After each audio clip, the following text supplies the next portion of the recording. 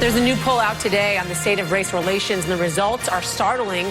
Nearly 60% of those surveyed say racism is a threat in the United States today, and more than a third of those say it's an imminent one, a 7% increase from just 2 years ago. I want to bring in Dr. James Peterson, Director of Africana Studies at Lehigh University and an MSNBC contributor, and Oliver McGee, former Deputy Assistant Secretary of Transportation and a former Trump advisor. Thank you both for joining me. Secretary McGee, I want to start with you. How much responsibility does President Trump bear for those numbers I just listed? I think he bears quite a bit of responsibility because he's the president of the United States and he's in his first 100 days. But his responsibility lies on how he's going to unfold the next 100 days. A visioning session akin to what Ben Carson is doing right now and looking in these cities in Detroit, Milwaukee, Wisconsin, walking through even Chicago, so you can see and listen to the community right at the heart. Those are great presidential pictures. That would be a fantastic tour, a walking city tour of President Trump, and so he can see exactly what the problem is. Basically, Yasmin, we're looking at capital development.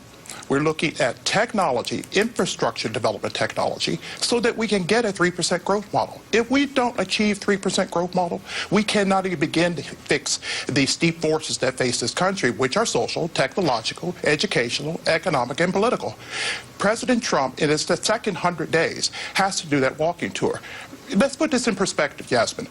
FDR took 105 days to implement his government of 500 appointees with a $4 billion budget.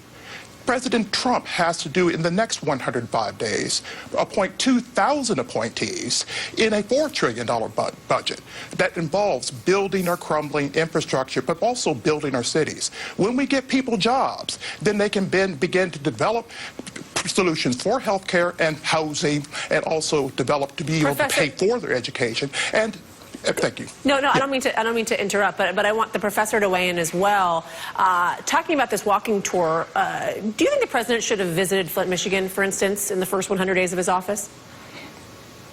Well, I mean, it depends on why he's going, Jasmine. I mean, we all know why he would be going, right? Because of the water crisis that's been in Flint, Michigan for years now, and we've reported on it for many years. Yeah, but is he going to actually bring federal? But is he going to bring federal solutions to bear on it? If he's going there for a photo op, it doesn't make any sense. Or to do some kind of tour, that doesn't make sense. If you're going there to bring solutions and bring experts to bear onto the challenges that are faced by inner cities, that's fine. There's no time really necessarily for a PR move in terms of what's going on with inner city America. But I want to go back to the poll, some though, people as well. Say there's been no moves, Professor. There's been, some people are saying there's been no moves, PR move or not. Right, and that critique is fair, but the reality is, though, we know what's wrong with our cities. We know what's wrong in Flint, Michigan.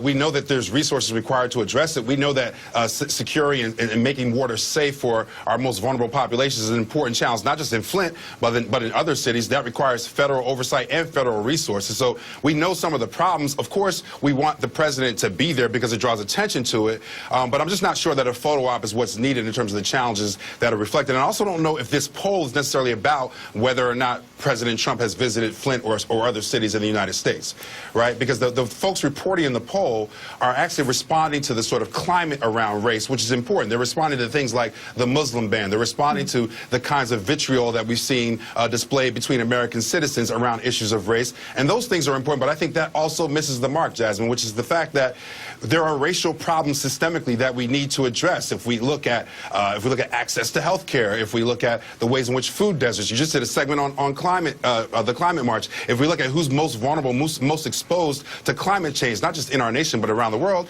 that's folks of color. If you look at mass incarceration and look at the criminal justice system, you can see biases there. So there are actual systemic challenges around race that are far more imminent than folks like calling each other names or saying bad words to each other. And even though the poll is important in terms of capturing some of the sentiment that responds to things like the Muslim ban and the kind of vitriol that we've seen from the campaign of Trump, we should still keep our eyes focused on the systematic challenges, those things that are data-driven, those things that are systemic and institutional in our country when it comes to issues around race. Well, Secretary, jumping off of what the professor just brought up, President Trump, he has nominated or appointed a number of officials who have been accused of racist comments and behavior. Do you think he can ever really win over minority voters as long as he is willingly serving alongside these people?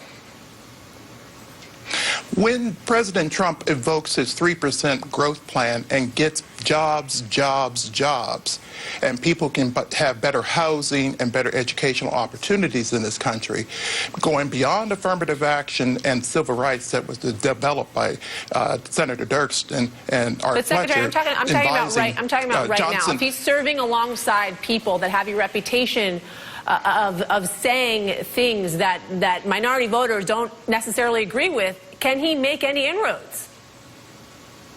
Well, this is what I was getting to, Jasmine. He will be able to create that climate that when people have their jobs, that's what people are crying for right now. They're crying for economic opportunity because this is not a civil rights issue. This is an economic rights issue. When people don't have jobs, the country gets angry.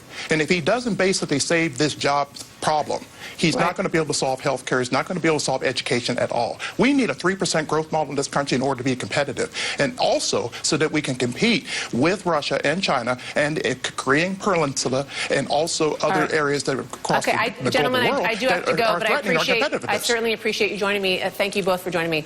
All right, that's going to do it for me this hour. I'm Yasmin Vasugian. I'm going to be back at 3 p.m. Stephanie Gosk is next with the alternative to the White House Correspondents' Dinner.